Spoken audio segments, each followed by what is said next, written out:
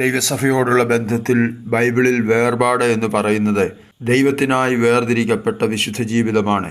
ദൈവത്തിൻ്റെ സഭയിലെ ഓരോ വിശ്വാസികളും ലോകത്തിൽ നിന്നും, ലോകമോഹങ്ങളിൽ നിന്നും, പാപങ്ങളിൽ നിന്നും, പാപസ്വാധീനങ്ങളിൽ നിന്നും, ദുരുപദേശങ്ങളിൽ നിന്നും അകന്ന് വിശുദ്ധ ജീവിതം നയിക്കേണ്ടതുണ്ട്. ഈ ലോക ജീവിതത്തിൽ വേർപാട് സൂക്ഷിക്കുന്നവരെയും അല്ലാതെ ജീവിതം നയിക്കുന്നവരെയും തമ്മിൽ മരണാനന്തരം വേർതിരിക്കുന്ന വിധം ലൂക്കോസിൻ്റെ സുവിശേഷം 16-ാം അധ്യായത്തിൽ 25-26 വാക്യങ്ങളിൽ നമുക്ക് കാണുവാൻ കഴിയുന്നുണ്ട്.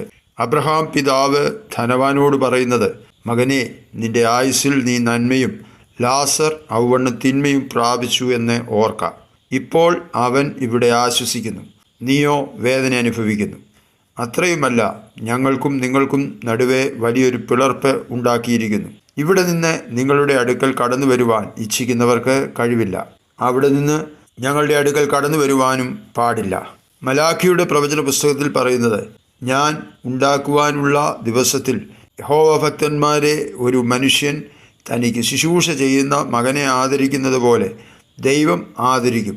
അപ്പോൾ നിങ്ങൾ നീതിമാനും ദുഷ്ടനും തമ്മിലും ദൈവത്തെ സേവിക്കുന്നവനും സേവിക്കാത്തവനും തമ്മിലുള്ള വ്യത്യാസം വീണ്ടും കാണും. വീണ്ടും കാണുമെന്ന് പറയുമ്പോൾ മുമ്പ് എപ്പോഴോ കണ്ട ശേഷമാകണമല്ലോ വീണ്ടും കാണുന്നത്. ദൈവഭക്തനായ ഒരുവനെ ദൈവം ഈ ലോകത്തിൽ വെച്ച് അവൻ്റെ ജീവകാലത്ത് തന്നെ ആദരിക്കും. അപ്പോൾ തന്നെ വരുവാനിരിക്കുന്ന ലോകത്ത് വെച്ചും അവനെ ആദരിക്കും എന്നല്ലേ നാം ഇതിൽ നിന്നും ഗ്രഹിക്കേണ്ടത്. എന്നാൽ ഇക്കാലയളവുകളിൽ ആധുനികതയുടെ അത്യുന്നതയിൽ എത്തി നിൽക്കുന്ന നമ്മുടെ ലോകത്ത് പ്രകൃതി വെച്ചിട്ടുള്ളതും ദൈവം വെച്ചിട്ടുള്ളതുമായ സകല അതിർവരമ്പുകളെയും ഭേദിച്ച് മനുഷ്യൻ മുമ്പോട്ട് കുതിക്കുകയാണ്. ആ കുതിപ്പിൽ ആണേതാണ് പെണ്ണേതാണ് എന്ന് തിരിച്ചറിയാൻ കഴിയാത്ത വിധത്തിൽ രൂപത്തിലും വേഷത്തിലും മറ്റും വ്യതിയാനം വരുത്തി മനുഷ്യൻ അതിനെ ശ്രേഷ്ഠമെന്ന് വാഴ്ത്തിപ്പാടുകയാണ്. ഉദാഹരണമായി പറഞ്ഞാൽ, ആധുനിക ലോകത്തെ ദൈവവചന ഉപദേശ സത്യങ്ങളെ കാറ്റിൽ പറത്തിക്കൊണ്ട് ആണിൻ്റെ വസ്ത്രം സ്ത്രീയും സ്ത്രീയുടെ വസ്ത്രം പുരുഷനും ധരിക്കുന്നു. പുരുഷൻ പെണ്ണിനെ പോലെ മുടി നീട്ടി വളർത്തുകയും സ്ത്രീകൾ പുരുഷന്മാരെ പോലെ മുടി കത്തിരിച്ചു കളയുകയും ചെയ്യുന്നു. സന്താന സൗഭാഗ്യത്താൽ വംശം നിലനിർത്തുവാൻ ദൈവം വെച്ച വ്യവസ്ഥകളെ ലംഘിച്ചുകൊണ്ട് സ്ത്രീ പുരുഷ ബന്ധം എന്നതിനെ സ്വവർഗ ബന്ധമാക്കി മാറ്റി വഷളത്വം പ്രവർത്തിക്കുന്നു. അങ്ങനെ എത്രയെത്ര ഉദാഹരണങ്ങൾ നമ്മുടെ ചുറ്റുപാടുകളിൽ നമുക്ക് കാണുവാൻ കഴിയും. ദൈവം ചെയ്യുവാൻ പറയുന്നത് ചെയ്യാതിരിക്കുകയും ചെയ്യരുത് എന്ന് പറഞ്ഞിട്ടുള്ള കാര്യങ്ങൾ ചെയ്യുകയും ചെയ്ത് ദൈവവ്യവസ്ഥകളെ ലംഘിക്കുകയും അതിൽ സന്തോഷിക്കുകയും ചെയ്യുന്ന ആധുനിക തലമുറ. ഇരമ്യാവിൻ്റെ പുസ്തകത്തിൽ 31-ാം അധ്യായം 35-36 വാക്യങ്ങളിൽ ഇസ്രായേലിനോടുള്ള ബന്ധത്തിൽ പറഞ്ഞിട്ടുള്ളതും അപ്പോൾ തന്നെ എല്ലാ മനുഷ്യർക്കും ബാധകമാകാവുന്നതുമായ ചില സത്യങ്ങളെ ഇവിടെ നാം മനസ്സിലാക്കുന്നത് നന്നായിരിക്കും. സൂര്യനെ പകൽ വെളിച്ചത്തിനും ചന്ദ്രൻ്റെയും നക്ഷത്രങ്ങളുടെയും വ്യവസ്ഥയെ രാത്രി വെളിച്ചത്തിനും നിയമിച്ചിരിക്കുന്നവനും കടലിലെ തിരകൾ അലറുവാൻ തക്കവണ്ണം അതിനെ ഇളക്കുന്നവനും സൈന്യങ്ങളുടെ യഹോവ എന്ന നാമമുള്ളവനുമായ യഹോവ ഇപ്രകാരം അരുളി ചെയ്യുന്നു, ഈ വ്യവസ്ഥ എൻ്റെ മുമ്പിൽ നിന്ന് മാറിപ്പോകുന്നുവെങ്കിൽ ഇസ്രായേൽ സന്തതിയും സദാകാലം എൻ്റെ മുമ്പിൽ ഒരു ജാതിയാകാതെ വണ്ണം മുടിഞ്ഞു പോകും. പ്രിയ സഹോദരങ്ങളെ, ഇരുളും വെളിച്ചവും തമ്മിൽ വേർപിരിച്ചതും വ്യവസ്ഥകളെ വെച്ചതും ദൈവമാണ്.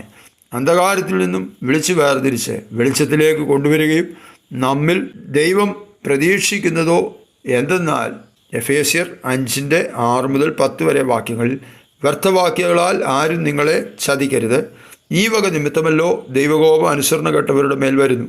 നിങ്ങൾ അവരുടെ കൂട്ടാളികളാകരുത്. മുമ്പേ നിങ്ങൾ ഇരുളായിരുന്നു, ഇപ്പോഴോ കർത്താവിൽ വെളിച്ചമാകുന്നു.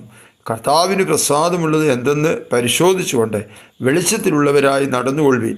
സകല സൽഗുണവും നീതിയും സത്യവുമല്ലോ വെളിച്ചത്തിൻ്റെ ഫലം. പ്രിയമുള്ളവരെ, ദൈവം വെച്ചിട്ടുള്ള വ്യവസ്ഥകൾ പ്രകൃതിയോടുള്ള ബന്ധത്തിലാകട്ടെ, ദൈവസഭയോടോ വിശ്വാസികളോടോ ആകട്ടെ, അത് ലംഘിച്ചാൽ മുടിവ് അഥവാ നാശമാണ് ഫലം എന്ന തിരിച്ചറിവ് ഇല്ലാതെ പോകരുത്. ഇതുവരെ നാം പറഞ്ഞു വന്നത് വേർപെടണം എന്നാണെങ്കിൽ ഇനിയും നാം പറയുന്നത് ദൈവസഭയോടുള്ള ബന്ധത്തിൽ വേർപെടുത്തരുത് എന്ന് പറഞ്ഞിട്ടുള്ളതാണ്. അത് വിവാഹം കഴിഞ്ഞവരോട് കർത്താവ് തന്നെ കൽപ്പിക്കുന്ന കൽപ്പനയാണ്. 1 കൊരിന്ത്യർക്ക് എഴുതിയ ലേഖനം 7-ാം അധ്യായം 10-11 വാക്യങ്ങളാണത്. ഭാര്യ ഭർത്താവിനെ വേർപിരിയരുത്. പിരിഞ്ഞു എന്ന് വരികിലോ വിവാഹം കൂടാതെ പാർക്കണം, അല്ലെന്ന് വരികിൽ ഭർത്താവോട് നിരന്നുകൊള്ളണം. ഭർത്താവ് ഭാര്യയെ ഉപേക്ഷിക്കുകയും അരുത്. ഈ വിഷയം സംബന്ധിച്ചുള്ള ഉപദേശം നമുക്ക് റോമർക്കെഴുതിയ ലേഖനത്തിൽ കാണുവാൻ കഴിയുന്നുണ്ട്. 7-ാം അധ്യായം 2-3 വാക്യങ്ങളിൽ ഭർത്താവുള്ള സ്ത്രീ ജീവിച്ചിരിക്കുന്ന ഭർത്താവിനോട് ന്യായപ്രമാണത്താൽ ബന്ധിക്കപ്പെട്ടിരിക്കുന്നു. ഭർത്താവ് മരിച്ചാൽ അവൾ ഭർത്തൃന്യായപ്രമാണത്തിൽ നിന്ന് ഒഴിവുള്ളവളായി. ഭർത്താവ് ജീവിച്ചിരിക്കുമ്പോൾ അവൾ വേറെ പുരുഷനായാൽ വ്യഭിചാരിണി എന്ന് പേർ വരും.